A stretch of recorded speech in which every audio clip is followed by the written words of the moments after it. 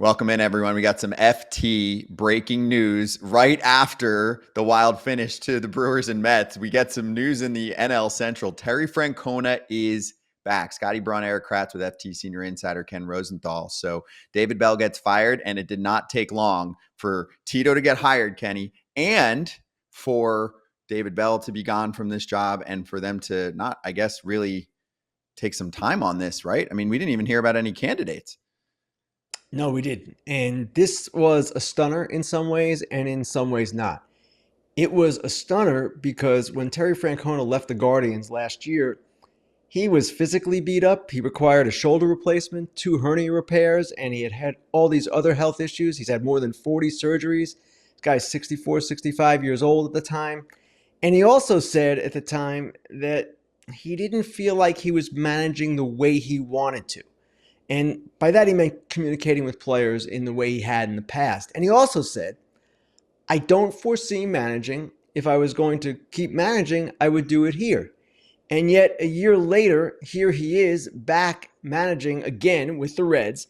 And the reason it's not a stunner, and I say this with all due admiration and respect for Francona, I love the guy. We all do. But I don't think he can stay away. He needs to manage. It's in his blood. Like a lot of us, he just can't foresee doing anything else. So here he is back. I assume he is healthy. Otherwise, he would not be taking the job. But it is a very surprising move. I don't know if they interviewed anyone else. We don't know that yet. This is just, of course, occurring. But that is one question that all of us will have. Obviously, Terry Francona would be your first choice.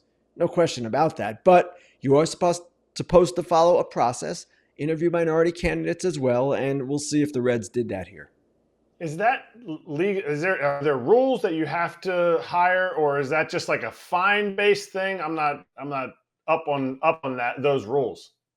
It's not a fine-based thing. It's called the Selig Rule. It started under Commissioner Bud Selig, and the rule is essentially that for top positions in baseball operations, managing, farm director, scouting director, general manager, right on up, you have to at least interview minority candidates. And if you don't, you have to notify the commissioner's office and give them an explanation. And perhaps, as the White Sox did after hiring Chris Getz, you hire minorities in other positions of prominence. They hired a black assistant general manager after that, Josh Barfield, and they fulfilled the rule that way. That said, there is a pattern of teams skirting the rule by just hiring these people that they want to hire. The Giants just did it again with Buster Posey, an internal hire. They didn't want to interview anybody else and didn't have to.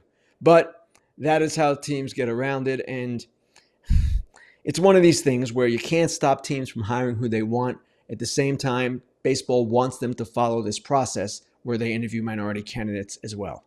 Do you think there was some quickness to this because there could be more job openings? There already are some other job openings. And Terry Francona, like you said, is clearly a coveted man. I mean, he's a Hall of Fame manager, or is going to be, right, someday. And we've seen some guys of his ilk come back, like Bruce Bochy last year, and turn a team around very quickly. And that's what the Reds want. So, yes, I'm sure they were motivated to act quickly and do this before, yes, he could be interviewed by any other team. I'm not sure what his connection there is with the Reds. I don't know if he has a connection with their general manager, Nick Kroll, or their owner, Bob Castellini. I know he had talked about the White Sox recently and Jerry Reinsdorf and how he did have a connection there. But this was a move that the Reds felt compelled to make. And what's interesting, too, guys, is when they fired Bell, I wonder if they had this in mind, and I wonder if they knew it was possible. That might have been part of the impetus for firing Bell, though certainly it was probably time for David Bell. He did many good things, but it had kind of run its course. Is he going to be able to fill the need of what David Bell didn't fill? Like when you fire somebody, you're saying it ran its course. When you fire somebody, it's because they weren't able to do X. And you just said if the communication wasn't there for Tito in his last year, is that the need that was needed to be filled, or have you heard of any need that was needed to be filled with Cincinnati, or was it just a placeholder? Well, what Kroll said was that he wanted the team to play crisper, that they made a lot of base running mistakes. Defensively, they weren't what they should be. And I'm assuming that he thinks Francona can come back and instill that into this team. The Guardians certainly were a team that played the game right. Now, you ask about Francona and whether he can do the job again the way he wants to. I assume after a year off, he feels refreshed. He feels the itch. Maybe the Guardians' success gave him even a greater itch. I don't know.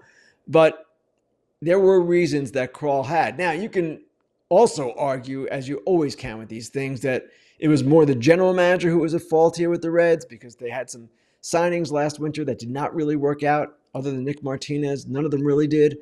But they just felt after X number of years, it was time to make a change. I know Skip Schumacher is going to be a coveted free agent manager, right? He's not returning to the Marlins, so he's free to sign wherever. His name had come up when we did a segment, an insider segment with you not too long ago, an inside scoop segment, Ken. And I remember you saying, "Hey, Skip Schumacher might not necessarily want a job like that." I'm actually thinking of that for Terry Francona. Some people making a White Sox connection. Do you really think that Terry Francona was going to take over a team that in no way is going to be good in at least the next couple seasons? No, I never thought that. And even the Reds to me are a little bit of a stretch, but it is Ohio. It is a market size that he is comfortable with. I'm not saying Cincinnati is Cleveland, they're completely different cities, but it's a relatively similar market. Now, I don't know that he would want to go manage the Los Angeles Dodgers or the New York Yankees if those jobs came open, but this probably, in his mind, is in his wheelhouse. Ken, thank you for swinging by. Have a great postseason. We'll be watching. We'll talk to you, of course, on FT and on Fair Territory. Thanks, guys. Appreciate you. That's FT Senior Insider Ken Rosenthal on the breaking news. It's been a wild night, right? We had a really epic game 3 of the wild card series between the Mets and the Brewers, and then we get this news pretty quickly of Terry Francona. I gotta say, I did not see it coming. I thought maybe Terry was going to come back this year. If in my head, I put it kind of like 50%. And if he did, Kratz, I would have thought that there would be more rumblings and rumors. Hey, Terry's thinking about coming back. He's going through an interview process of some sort. This was like a blitz of news, right? You don't hear about any candidates or anything else. Now, that to me is why I think Cincinnati did have this in mind, and they also wanted to get it done quickly because Terry might have had some leverage with other teams that either have openings now or, keep in mind, there could be teams that create openings for someone like him. Example A, last year, David Ross had a job until Craig Counsell said, "I'm down if you pay me enough to go to the Cubs." Yep. And the Dodgers have to make it to the World Series, and the Yankees have to make it to the World Series. Both those managers, there could be a vacancy there. So good for the Reds pouncing on the guy that they wanted. Tito's, to me, I had the Reds winning the NL Central, and Brewers absolutely just boat race the NL Central. It's a division that is up for grabs. And for me, as Tito, if I'm Tito, I am excited. Of the open jobs right now, this is by far the gem to go to. Nobody wants to go to the Marlins. Nobody wants to go to the White Sox. They're going to hire somebody that is first-year manager, somebody that's like a little bit of experience trying to get their foot back in the door.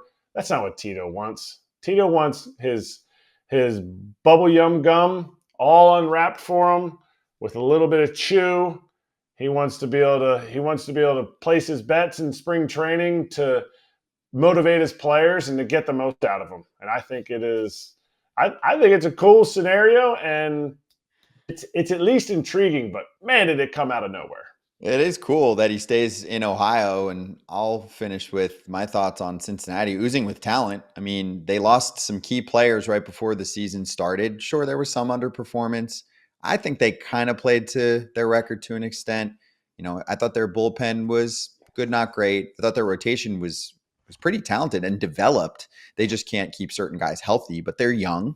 Hunter Green took a massive next step. Lodolo's, when he's on the field, looks like he could be, a number 2 or 3 for this team. And obviously there's others here that showed good signs in the starting rotation. I do think the offense needs some help, but let's remember the best player on the Reds last year was in 2023. Who was the best player on the Reds?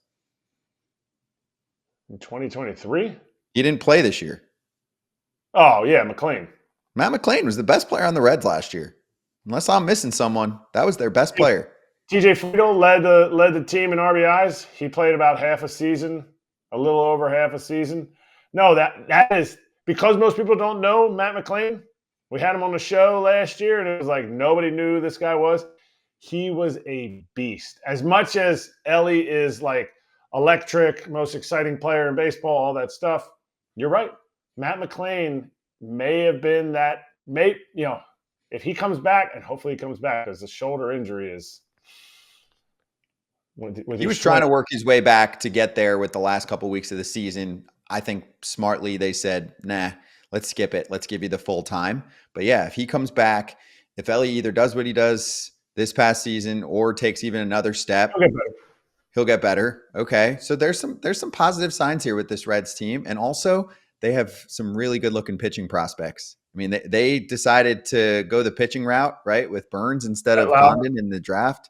Louder. There's some pretty good pitching. They've been focusing on developing, drafting pitching because it's hard to recruit guys there. So yeah, there's promise, and the NL Central kind of stinks.